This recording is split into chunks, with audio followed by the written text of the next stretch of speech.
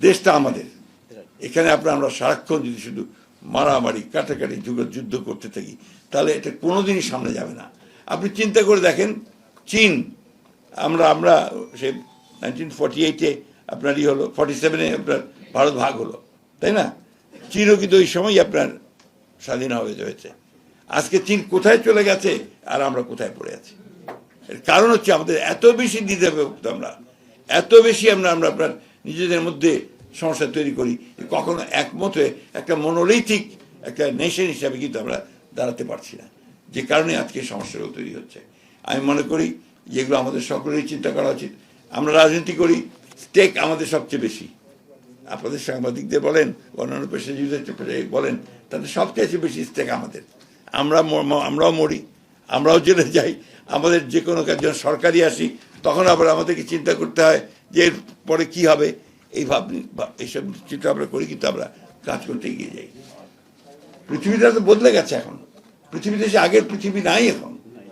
আপনি চিন্তা করে দেখেন, আজকে অবলীলায় একটা বৃহৎ শক্তি তারা আরেকটি দেশের প্রেসিডেন্টকে তুলে নিয়ে চলে যায়, আরেকটা শক্তি তারা আপনার আরেক দিকে সমানে আপনার আক্রমণ করছে, গোড়াগুড়ি করছে এবং আপনার সমস্ত আপনার ধ্বংস করে দিচ্ছে।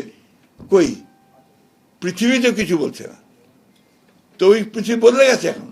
তার সেই জন্যই আমাদেরকে সেইভাবে সব কিছুকে মাথায় নিয়ে কনসেন্ট্রেট করে আমাদেরকে এগোতে হবে। হ্যাঁ, আমরা জানি যে বাংলাদেশের অনেক সমস্যা আছে, আপনাদের সাংবাদিক এই মিডিয়াতে বহুত সমস্যা আছে, বেকারত্ব আছে, তার মধ্যেও কিন্তু আমাদেরকে একটু সহনশীল পর্যায়ে গিয়ে এগিয়ে যেতে হবে। আমরা যদি সহনশীল না থাকি তাহলে আপনার আবার এই বিভেদ আরও বাড়বে, কনফ্রন্টেশন বাড়বে, সেটা আরও ক্ষতিকর অবস্থায় নিয়ে যাবে। তাই আমি অনুরোধ করব যে আপনারা পজিটিভলি, ইতিবাচকভাবে দেখুন সব জিনিসগুলোকে এবং সরকারকে সময় দেন, সুযোগ দেন যাতে সরকার সেই কাজগুলো করতে পারে। মাত্র 5 মাস কয়েকদিন হয়েছে, এর মধ্যেই যদি সব কিছু আমরা সঠিক চাই, এটা সম্ভব না, তাই না? তার মধ্যে আপনারা দেখেন যে মোটামুটি কাজগুলো এগুচ্ছে।